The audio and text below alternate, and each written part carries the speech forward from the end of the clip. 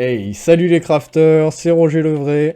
Alors aujourd'hui on va parler des events qui sont passés sur Blockaria et du stuff qui était disponible pendant ces derniers. Alors vous allez voir qu'il y a des stuffs qui sont très intéressants, il y en a d'autres qui sont un petit peu moins intéressants, mais quoi qu'il arrive pour les collections, ça peut être toujours très sympa de les récupérer. Allez, on va commencer par la première qui est la collection estivale. Alors, voici tous les items qui vont être disponibles pendant le premier event qui s'est passé sur Blockaria. Donc on a des Elytras, pour tous les gens qui ont fait déjà des aventures, hein, ça permet d'avoir des ailes et de voler, notamment avec des feux d'artifice pour se propulser dans les airs. Ensuite on a les pets. Alors les deux premiers pets sont les singes qui vont être très importants sur le serveur, car ils produisent des bananes. Alors les bananes ça va être des fruits, donc il y a les fraises et les pêches également, qui vont nous permettre d'augmenter le niveau de chaque pet en fait. Et par exemple pour le singe, plus vous montez le niveau, plus il va produire vite des bananes.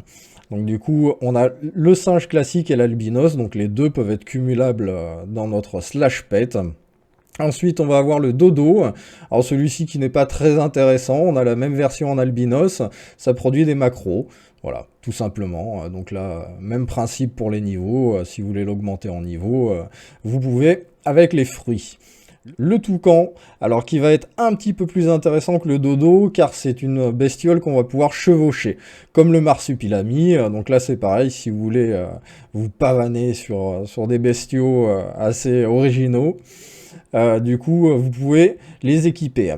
Ensuite, au niveau des items pour farmer, donc on a le couperet estival, qui va nous permettre donc le principe d'un outil et d'une présentation d'un outil ou de quelque chose. Donc vous allez avoir en premier lieu les enchantements de type vanilla, classique.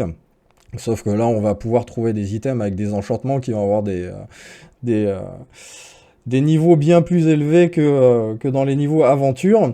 Ensuite, on va avoir l'utilité, l'obstention, le nombre d'utilisations et les spécifiques d'attaque et d'efficacité. Donc le couperet estival, il a plus 50 en efficacité de minage et il permet de casser un arbre beaucoup plus rapidement. Ensuite, on a le marteau estival. Donc là, je vais passer sur les items qui sont pas forcément utiles sur le serveur. Pour farmer, hein, on va faire des pauses. Donc là, je vais vous les passer très rapidement, je vais vous les énoncer. Si vous voulez lire un petit peu plus en détaillé, je vous invite à faire pause sur la vidéo. Et on s'arrêtera sur les items vraiment spéciaux. Ensuite, on a la fourche estivale, la canne estivale, donc pour pêcher. Derrière, on va voir la lame estivale. Donc là, pour Palm Island, donc c'était l'île de l'event. Donc à chaque event sur Blockaria, il y a une nouvelle île qui est destinée, donc comme on a vu pour la présentation de l'event pack, on a une île de pack avec des lapins. Ensuite, l'arc estival. Le grappin, donc ça le grappin, il y en a plusieurs sur quelques collections. Le grappin c'est assez marrant, vous pouvez l'équiper sur la main gauche et comme ça vous permet de grimper des montagnes de toute facilité. Hein. Donc faites attention aux chutes quand même parce que vous pouvez y rester si vous manipulez mal ce truc, mais c'est assez drôle. La hache tropicale, ensuite la fourche tropicale, la pioche de la mine, la pelle estivale, le sabre de Salazar, le multitool estival, et après on va avoir l'armure qui est correspondante à l'event. Donc celui-ci c'est une armure qui est assez classique pour le casque, le plastron et les jambes, donc avec quand même des belles protections, mais par contre les bottes, vous pouvez avoir un double saut avec le sneak. Et là, il n'y a pas forcément besoin d'avoir l'armure complète. Si vous avez juste les bottes, par exemple, je vous montre, j'équipe les bottes. Elles sont belles, ces bottes. Hein. Donc, vous vous mettez en sneak, vous appuyez sur espace et vous lâchez tout, et voilà! Et voilà. Et comme ça, on s'envole. Allez, on passe à la suivante. Alors, la collection suivante, ça va être la collection draconique. Alors, du coup, on va retrouver le pet. Donc, en fonction de son niveau, il va nous apporter des avantages. Donc, le niveau 1, un effet de boost 3. Niveau 5, la monture va devenir volante. On va pouvoir la chevaucher et donc voler là où bon nous semble. Cheveux dans le vent. Niveau 10, on va avoir un effet de vitesse 2, et niveau 20, 5% d'expérience métier en global. Donc c'est-à-dire qu'à partir du moment où il est dans votre inventaire de pet, en actif, vous allez, n'importe quel métier, sur n'importe quel métier, récupérer un petit peu plus d'expérience. Donc ça peut être assez intéressant. La clé draconique, donc là c'est pour le visuel, un petit peu. L'œuf de Yuko, donc là c'est un œuf de dragon. Du coup, c'est sympa de l'avoir gardé.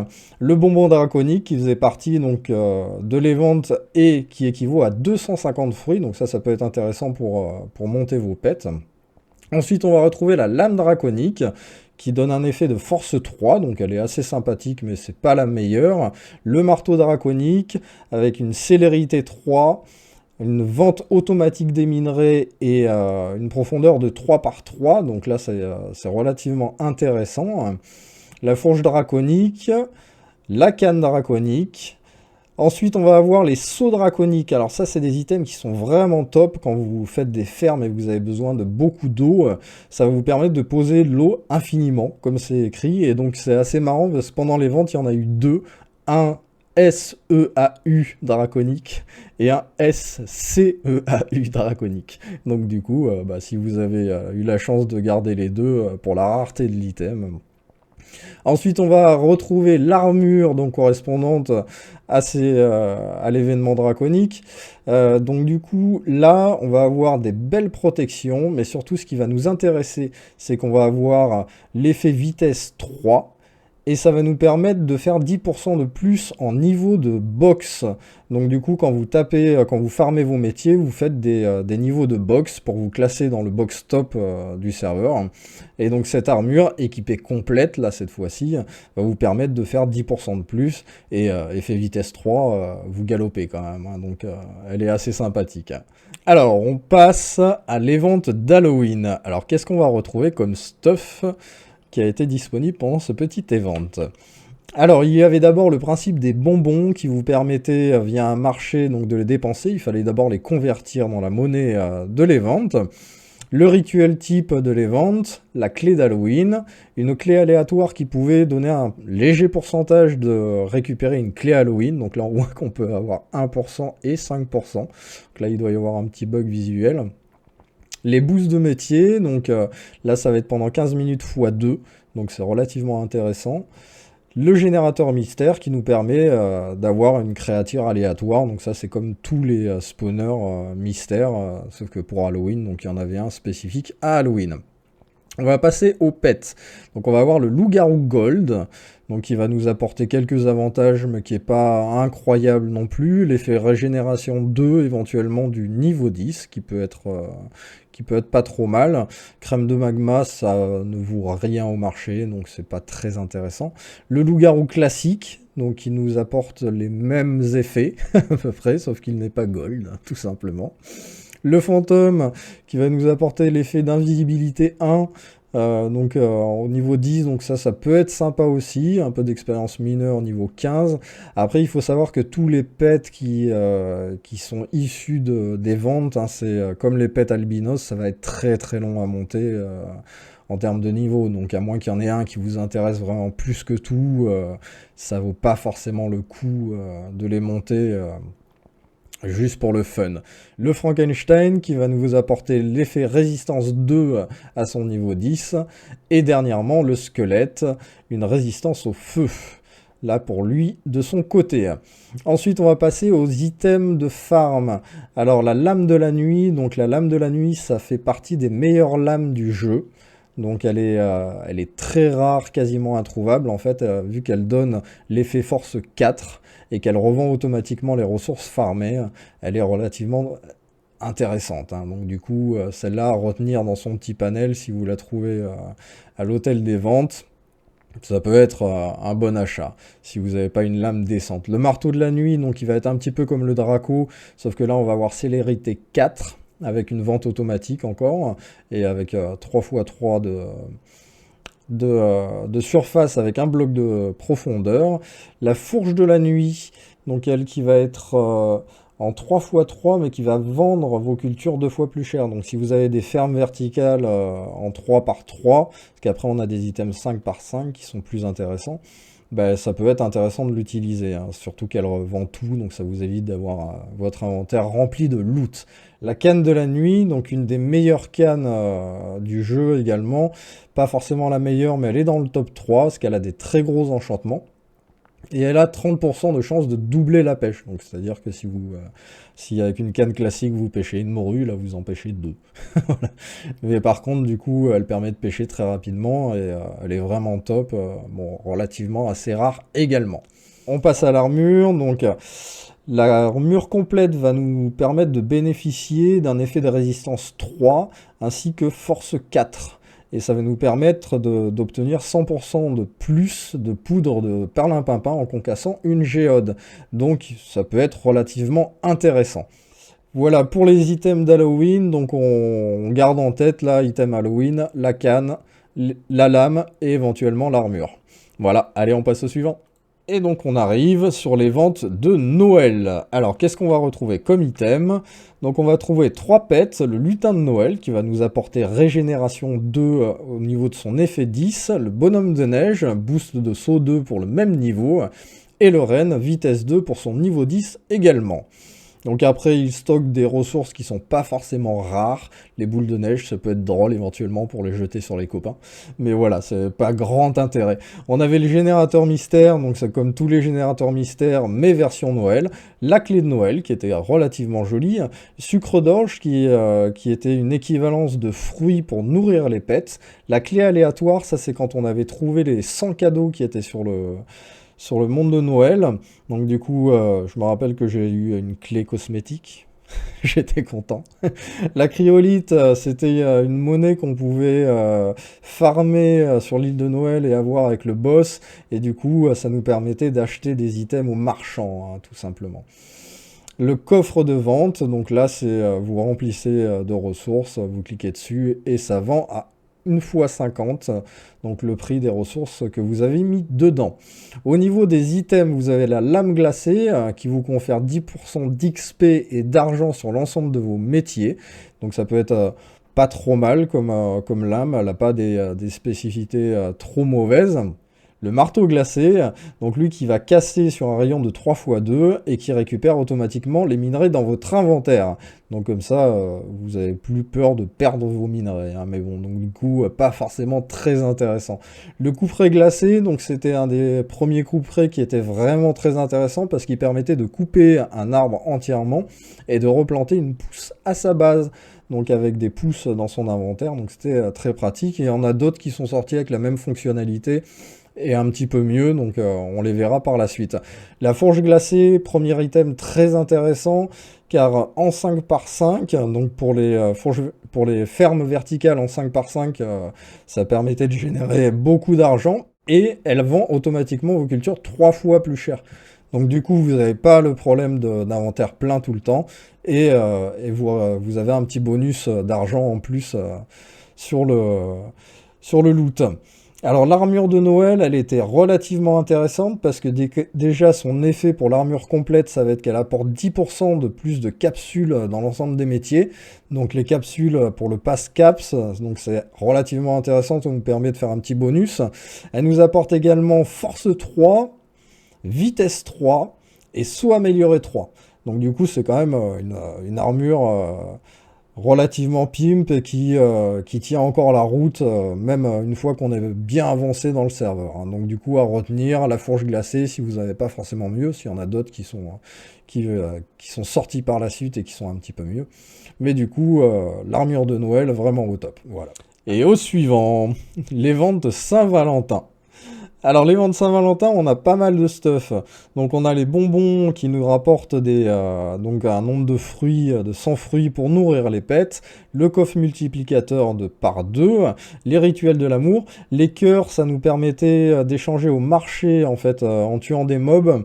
On récoltait des cœurs, on les passait dans la centrifugeuse de l'amour et on pouvait les échanger aux marchands de Saint-Valentin.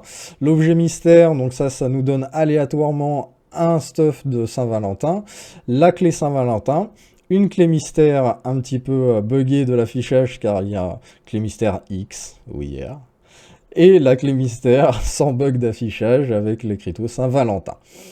Donc ensuite, on va voir que au niveau du stuff, on va avoir deux séries de stuff, donc la série de Cupidon et la série de la tendresse. Donc la lame de Cupidon qui nous apporte 15% de capsules dans l'ensemble des métiers, mais au final que pour le chasseur, hein, du coup, parce que si vous minez, vous n'utilisez pas l'épée, donc ça marche pas, tout simplement.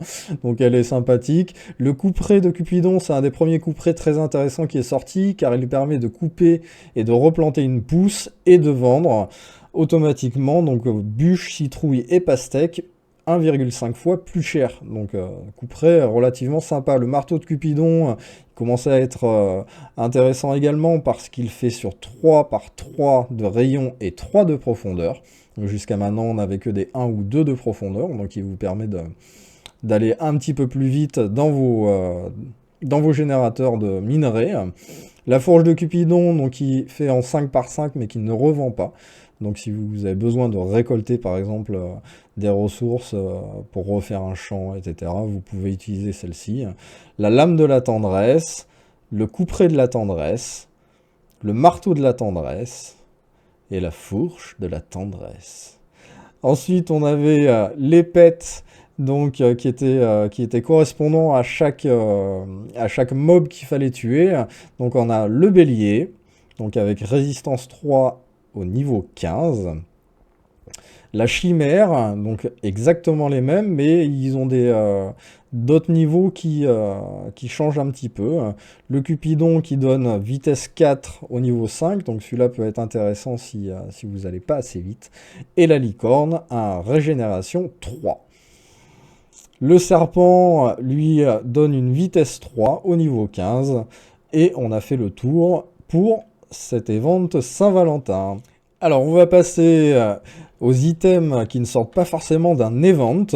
Donc là, on est sur l'électromagnétique. L'électromagnétique, on va gagner ces items grâce au niveau de métier. Donc par exemple, la lame ou le sabre, donc ça va être avec le métier chasseur, donc niveau 80 à niveau 175. Après, ça va être pareil pour les niveaux sur chaque item. Et donc la lame et le sabre, c'est le seul item qui va être intéressant du stuff électromagnétique, car il va permettre de doubler le niveau de box, donc on va farmer avec nos métiers. Donc le sabre revend automatiquement, tandis que la lame, elle ne revend rien. Donc tous les items électromagnétiques ne se réparent pas avec la poudre de perlimpinpin, mais toutes les 24 heures, si vous le faites tourner dans votre inventaire, l'utilisation restante va se remettre au maximum. Donc du coup c'est une par jour, quoi. Donc si vous avez besoin de plus d'une par jour, bah, il faudra voir avec un copain qui peut vous la recharger. Ensuite, le marteau électromagnétique, donc niveau 80 et 175, le couperet, donc toujours pareil, donc là c'est pareil, on a l'effet qui double nos niveaux de box sur chaque item, la fourche électromagnétique, ainsi que le fossoir électromagnétique du niveau 175, la canne électromagnétique, et je n'ai malheureusement pas la canne niveau 175, car je ne l'ai pas atteint encore en pêcheur pour vous le présenter. Voilà, mais en tout cas, à retenir le sabre et la lame qui peuvent être très intéressants sur le métier chasseur et du slime ou du magma. Ça permet de faire pas mal de points de box si vous fermez le box stop. Allez. On va passer sur 3 catégories d'items, donc qui étaient sur des events éphémères, on va dire, sans île, sans mission à faire. C'était juste une liste de paliers à acheter avec des gemmes, avec des paliers gratuits. Donc là, on retrouve des items qui vont être très intéressants, hein, dont les meilleurs du jeu, hein, principalement. Donc on a le Prospérité, la série Prospérité, donc qui était le nouvel an chinois, donc la lame de la prospérité, la fourche de la prospérité, très intéressante, donc elle casse les champs sur 5,5 et revend 3 fois plus cher donc les loots. Donc personnellement c'est celle que j'utilise, parce qu'elle permet de faire un joli petit billet en plus. Le marteau de la prospérité, donc en 3 par 3 avec 2 blocs de profondeur, qui vend automatiquement les minerais, donc sympa, mais il y a mieux. Le couperet de la prospérité qui permet de replanter une pousse après avoir cassé le tronc en un coup et qui revend automatiquement bûche, citrouille et pastèque, mais sans effet multiplicateur. Ensuite, on a les pets de la prospérité, donc le dragon de feu et le dragon de bois shiny.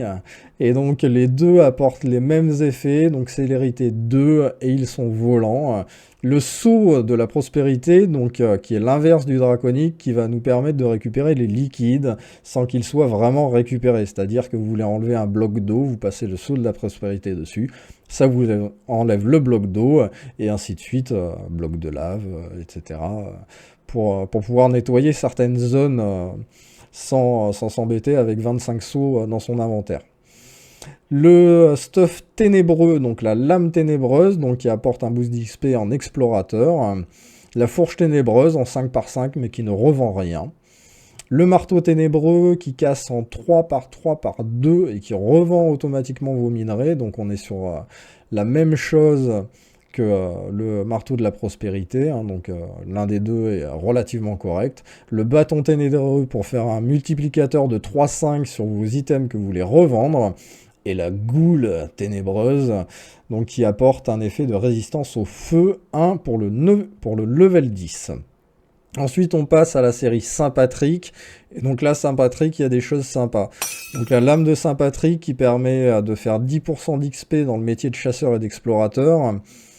Le marteau de Saint-Patrick, donc qui est pour moi un des meilleurs du jeu, si je dis pas de bêtises, à part le marteau de Pâques qui est sorti juste derrière. Donc en 3/3/3 de profondeur, avec une revente automatique et un multiplicateur de 1,5. Donc ça vous permet de faire un petit billet quand vous montez votre métier mineur. La pelle de Saint-Patrick, bon bah c'est une pelle. Bon, c'est pas grand intérêt, mais on a une pelle au moins dans cette série d'items. Le couperet de Saint-Patrick, un des meilleurs couperets également, qui permet donc de casser le tronc, de replanter la pousse et de revendre bûches, citrouilles et pastèques 2 fois plus cher. Donc là, on commence à être rentable sur le métier bûcheron enfin bien rentable avec le couperet de Saint-Patrick. La fourche de Saint-Patrick, donc qui est en 5/5 et qui revend 2 fois plus cher. Donc du coup qui est un petit peu moins que la prospérité qui est en 3 fois plus cher, mais qui peut être quand même relativement utile si vous n'avez pas la prospérité en stock. Et la canne de Saint-Patrick, la meilleure canne du jeu, donc qui a 50% de chance de doubler la pêche et qui vous apporte 15% de capsules dans le métier de pêcheur. Et donc il faut savoir que les métiers qui rapportent le plus de caps, ça va être le pêcheur, l'explorateur et le guerrier. Donc du coup là ça vous permet de faire un petit peu plus de caps en pêchant et d'avoir un petit bonus en plus, quoi. Voilà. Voilà pour les items hors et vente. Dans cette dernière partie de vidéo, on va découvrir des items qui vont être un petit peu hors et vente, ainsi que le contenu de la caisse jackpot. Alors, qu'est-ce qu'on va avoir? On va avoir une série d'items de pack débutant, ainsi qu'une série d'items du pack professionnel. Donc pour le débutant, il suffisait de taper la commande / merci Lailo, pendant que ce youtubeur avait fait un tutoriel pour le serveur. Et pour le pack professionnel, il suffisait de faire 15 niveaux de tout métier confondu, et un PNJ apparaissait devant nous, et comme ça on pouvait se procurer tout ce pack là. L'item le plus intéressant du pack, ça va être naturellement le Sirius, qui est un pet, et qui va nous permettre d'avoir 10% de vente en plus dans la catégorie agriculture. Donc si vous avez déjà une fourche qui est un multiplicateur de vente, ça vous fera un petit billet en plus, c'est toujours mieux. Ensuite, pour le contenu de la caisse jackpot, on va avoir donc la clé jackpot naturellement, un coffre jackpot avec un multiplicateur de 1,5, des boosts de métier en x2 de 15 minutes, 25 minutes et 45 minutes, et l'armure du guerrier, donc les bottes, jambières, plastrons et casques. Alors cette armure nous permet d'avoir un effet de vitesse 4, et on a 2 fois plus de chances d'obtenir des fruits, donc pour monter nos petits pets. En parlant des pets, je vais vous donner une petite information avec la commande /pet. Donc vous atterrissez sur cette fenêtre et vous avez le petit bouton animaux où là vous pouvez consulter tous les pets classiques et tous les pets albinos et event. Donc là on pourra remarquer qu'il y a les 4 lapinous de l'event pack actuellement. Donc je ne les ai pas encore malheureusement dans un coffre collection, mais ça ne saurait tarder. J'espère que cette vidéo vous aura plu. N'hésitez pas à me laisser en commentaire les combos de stuff que vous préférez utiliser, vos items préférés. Et ensuite, petit rappel, d'ici quelques semaines, je vais sortir un concours. Donc n'hésitez pas à cliquer sur la petite cloche pour ne pas louper la vidéo de l'annonce. Vous aurez quelques prix à gagner assez sympathiques. Et si vous avez aimé découvrir tous les items des événements et hors événements avec moi, n'hésitez pas à lâcher un petit pouce. Allez, ciao ciao!